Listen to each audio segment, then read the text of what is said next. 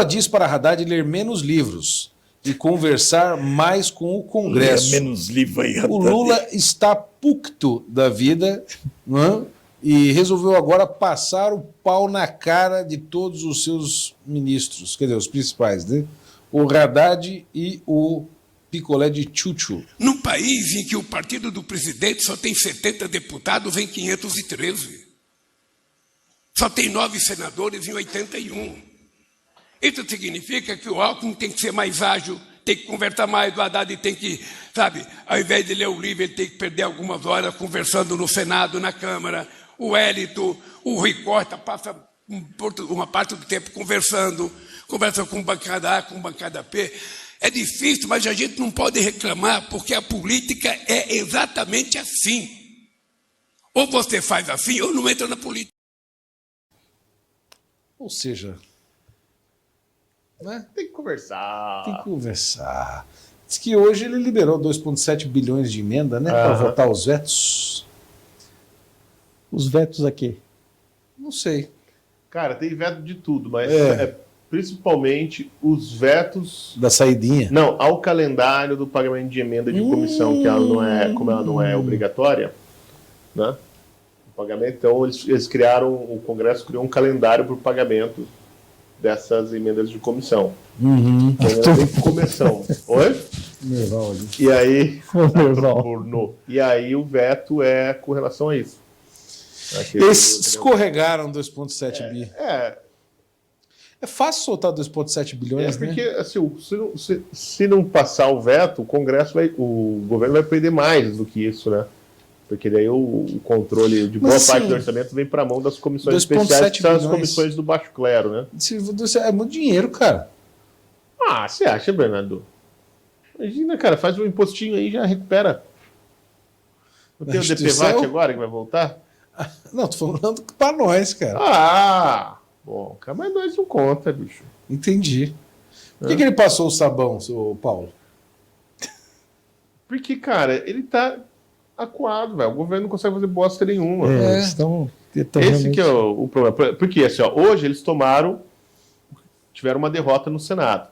Sim. Tá? Não foi uma grande derrota, mas uma derrotinha. Que é o seguinte, teve a votação justamente do negócio do DPVAT. Né? Quer dizer, teve uma votação para ver se o projeto do DPVAT ia ser votado em regime de urgência ou não. Ou seja, se ele ia ser votado no pleno... Ou ia passar pelas comissões ou vai passar pela comissão, porque eles não queriam que passasse, queriam que fosse votado. Né? Aí foi votado. Aliás, votado com a ausência de 17 senadores da oposição, tá? Eles não estavam lá para defender você contra o aborto. Mas mesmo assim, a oposição ganhou. Né? Contra o aborto? Contra o aborto não, contra o DPVAT. Calma. Ué, eu não estava entendendo. Contra imposto. E aí o projeto voltou lá para a comissão. Por quê?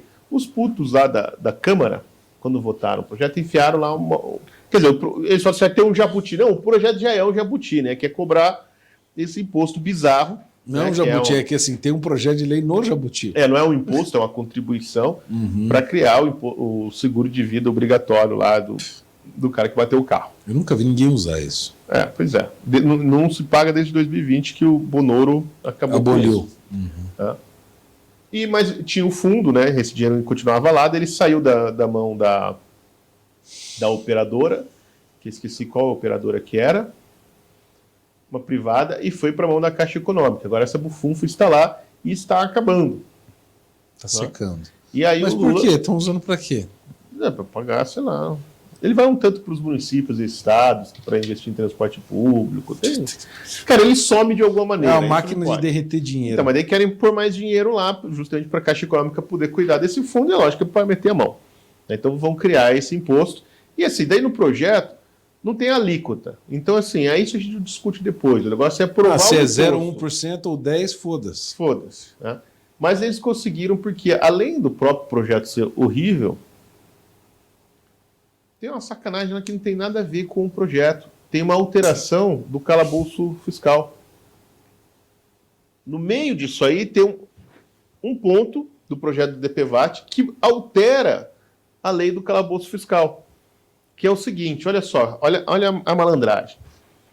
Vou explicar aqui um pouco, é uma coisa meio complicada. O calabouço fiscal é o seguinte. Então tem um jabuti, é um meta-jabuti? Tem um meta-jabuti. É um jabuti no jabuti? Que no meio do projeto eles enfiaram um troço. Você tem que fazer matéria disso. Eu vou escrever amanhã. Eles fizeram um troço que é o seguinte. Puta que pariu, cara. Eles alteram a lei do arcabouço fiscal. Em que ponto? Sem fazer lei para alterar, né? Claro. Assim, o governo, ele pode... Daí pegaram isso. O governo ele pode adiantar ele pode aumentar as despesas do ano corrente da seguinte maneira.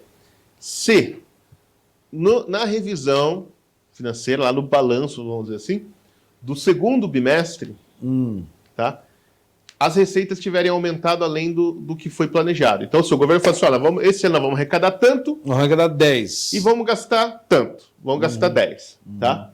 E aí faz a conta. Aí chega no segundo bimestre, então era para arrecadar 2,5, 2,5 não, 5, então a gente arrecadou 6. Então nós vamos aumentar as despesas em mais 1.000, né, que está sobrando ali, né, em mais 1, certo? Não, beleza, arrecadou mais do que devia, então você pode gastar um pouquinho mais. Ele arrecadou mais do que o planejado.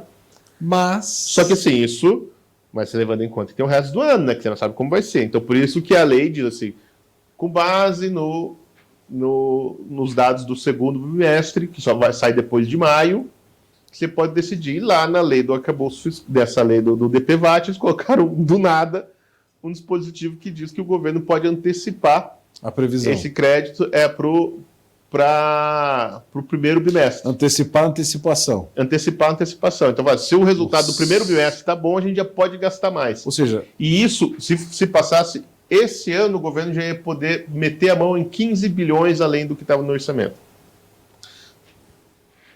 Porque a arrecadação de janeiro e fevereiro foram mais altos do que eles imaginavam. Ou seja, é mais grana para comprar... Mas o que isso tem a ver com o DPVAT? Tudo, né? Na verdade, o DPVAT foi para isso. Foi para isso, é óbvio. É o jabuti no jabotei. Exatamente. Jabuti no jabotei, isso aí. Tem que fazer uma matéria disso aí, cara. É muito importante. Vou explicar. Gostei do nome do nosso... Cara, então assim... Aí o Rogério Marinho... Pró-magistrado. Desce o cu pra mim. Aí o Rogério Marinho conseguiu conversar com as lideranças dos partidos de oposição. E murchou. E aí, porque daí acho que esse voto não é muito em plenário, acho que as lideranças mesmo já matam ali, né? E aí voltou para a CCJ, disse que vai passar na CCJ amanhã. Tem que enterrar esse artigo aí. Tem que enterrar o projeto, mas o projeto não vai ser enterrado, né? Não vai. Ninguém vai...